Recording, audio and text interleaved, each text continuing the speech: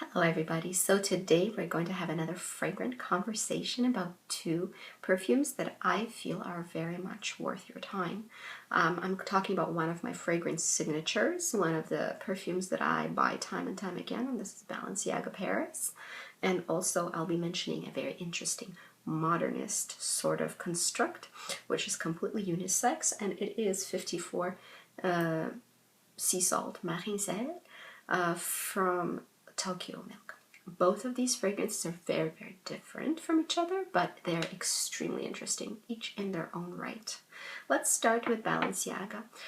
The only thing I have to really say about this perfume is the fact that it was constructed by Olivier Paulgeux, who is one of my favorite noses to ever have laid his hands on a lab table. He's such a master of creating elegance and just effortless chic, intelligent perfumes, of course, and Balenciaga is one of my very, very favorite creations by him. 2010 release. I don't believe it gets enough hype. I think it's so wonderful. It's a floral person's dream. If you love florals, if you love violets, if you like powdery floral scents, this is going to be the best find of your life. I was looking for a perfume that would resemble Meteorites, which is a very violety, powdery, slightly vintage scent, the Guerlain Meteorites, and they used to even produce a perfume that was called Meteorites, and it was amazing, but it was released a long time ago. It was limited edition, and now you can't get it. So I was sort of pushed to look for alternatives, and Balenciaga Paris is definitely that kind of a scent. Not much is in here except the most high quality, wonderful violets and violet leaf. They do claim there's patchouli, there's driftwood, but I don't really hear that so much. What I really hear in that perfume are violets. There is this very slight element of candid violet, but there's also this violet leaf with it, which is a very, very slightly spicy, interesting, somewhat earthy, somewhat green quality to it, and it is really, really complex scent. I would even say, if I didn't know any better, I would say there's iris in here as well. There's not much of the lipstick quality that some people do not like and some people love. I'm a lover of iris, but here we have a more Meteorite true version. It very much smells like Guerlain Meteorites. If you're looking for that sort of a scent, then you have found it. It is very beautiful. It does sound quite simplistic, but behind that simplicity there is minimalist elegance that is second to none.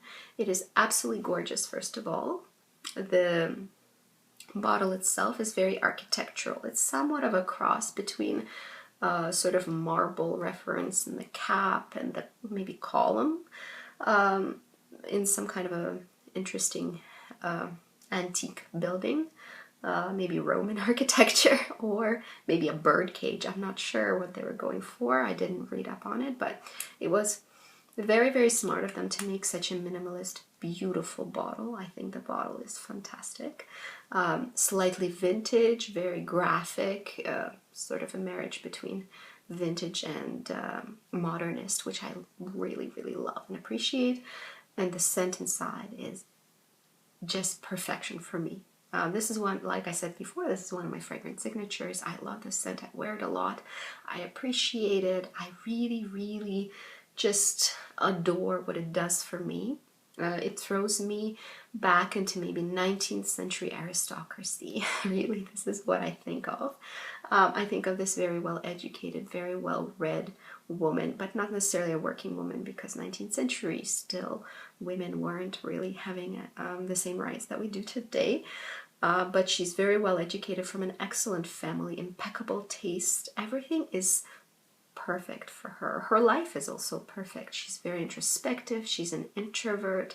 She thinks a lot. Her favorite activity, to me, of the woman wearing this perfume in this 19th century fantasy of mine, she sits by the bay window at the half reclining mini sofa, one-seater, and she's perhaps reading a book, maybe a philosopher of the time.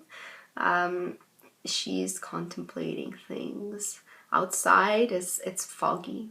It's a little bit wet, a little bit foggy. Maybe it's a cottage that she's at, and she's overlooking a lake.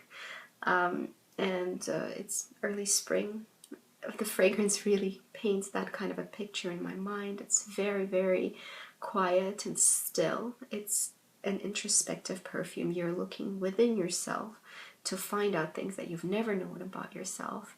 The beauty of this is almost divine. It's very, very gentle, quite an angelic quality to it.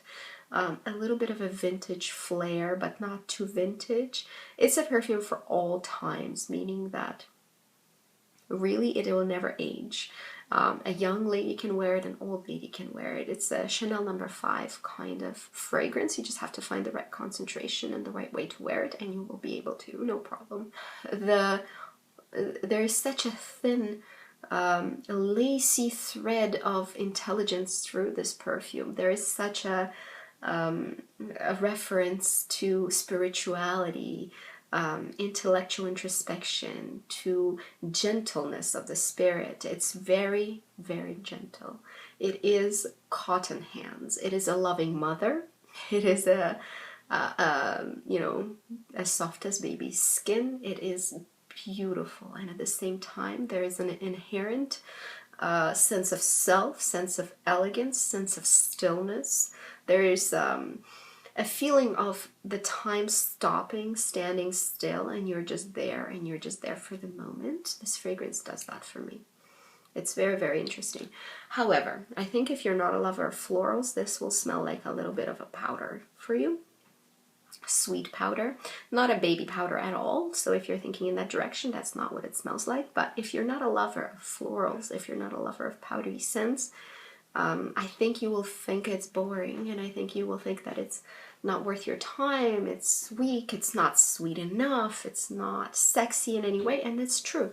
It's not necessarily a sexy scent. It is a scent that you wear for yourself. It is not a scent you will wear to impress others, because the sillage is not huge. It's very intimate scent, very, very close to skin. It is for you and whoever's closest to you, but I think it's like a lone scent. So it's not a scent you would wear to please others at all. It is very intelligent and quite gentle. So there isn't this powwow moment. There isn't this look at me moment, and there is certainly not I'm good in bed moment here. It's not about that. It's not about that at all. This transcends all of that and goes directly for the inner self, for the sense of stillness, this quiet, foggy day, this time when you dedicate it to think about life, about yourself, about your place in this universe. That's the scent, and it's genius in my opinion. But again, if you don't like florals, not for you. If you don't like powdery scents, not for you. If you love a sweet, sexy cookie scent, then certainly not for you. There's a sweetness to it, but it is a gentle and unassuming sort of sweetness, as well as perhaps it's a little bit brainy and too romantic if you're into those kinds of scents. So I would not recommend that for you. However, for those of us who really appreciate quiet beauty, who appreciate stillness and introspection, I think this is beautiful to try. So I would really recommend you attempt to smell it and see how it wears, and do not go by first impressions. Don't just get a tester, spray it on a piece of paper and go by that. No, let it live a few times on your skin and really try to match it to a mood where you are a quiet, still sort of reading, I don't know, something like that, and I think you will find it to be almost magical. So next one we are going to discuss today is Sea Salt by Tokyo Milk. Tokyo Milk is a contemporary line that has a lot of very interesting scents. They have anything from very complicated to very simple, anything from really interesting and unexpected blends to very nature-like scents. Their range is very, very diverse. I don't think you can pinpoint that person wears Tokyo Milk. That's the kind of person who will wear the line. Like with Narciso, if you like a Narciso, chances are you're going to like a lot of them. Here, they're all totally different. And today I'm going to talk about a very, very authentic nature scent. Something extremely fresh, something extremely easy to wear, yet very well constructed and very believable. So switching gears, Tokyo Milk is a very interesting architectural, simple packaging. There are two men there swimming in the ocean or a sea, I'm not sure. And this is quite interesting. It doesn't list so in the ingredients, but I do smell figs in this as well. Wet, real figs. Or I should say fig leaves rather than figs. There's not any sweetness to this at all. This is a very perfectly unisex sort of scent. And it creates an extremely authentic feeling of being on a cool, not cold, but cool, wet beach. There is wood here, yes, but really it's water and salt. It smells wet, it smells salty. You can almost taste it. It's incredible. Very interesting, slightly bitter even, maybe from this feeling of fig leaves. Seaweed, not really. Don't think seaweed. Think very fresh air that you just came to the cold beach. You unscrew the bottle, you captured some air, capped it, and here you go. It's extremely authentic. You will smell it and you will immediately know what it reminds you of. And I don't think there's going to be much variation.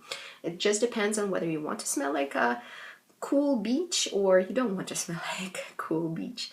And the salt in here is masterfully done. It's very difficult to recreate this very certain, it's very difficult to recreate this interesting sort of half scent, half taste of minerals that you get with places where there's a lot of salt or other minerals. Here is wet rock, here's salt, here's water.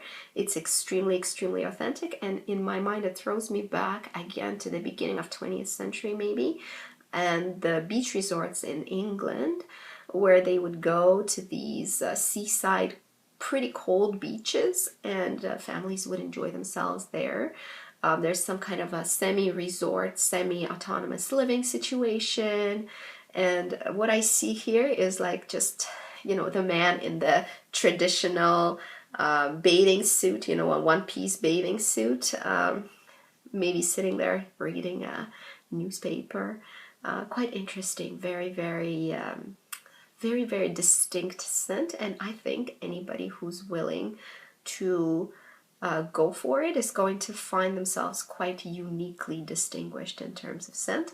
Also, it's an extremely fresh scent, perfect for beautiful warm summers because it does create this very beachy, but not beachy in the way that other fragrances I recently talked about are beachy, not like a pina colada beachy, not tiara flower beachy, but rather just salt, cold, mineral scent. It's so refreshing in the summer, incredibly refreshing. I was very surprised at how well it goes with your body chemistry in the summer because you are quite a lot saltier because of the excessive sweating, because of the temperature. It blends in beautifully with the body chemistry, and it does create that scent that you get in your hair after you're home from the beach. There's sand, there's not much sunshine here, but there's definitely salty, wet freshness to it. This is a surfer freshness, but surfer in a colder temperatures.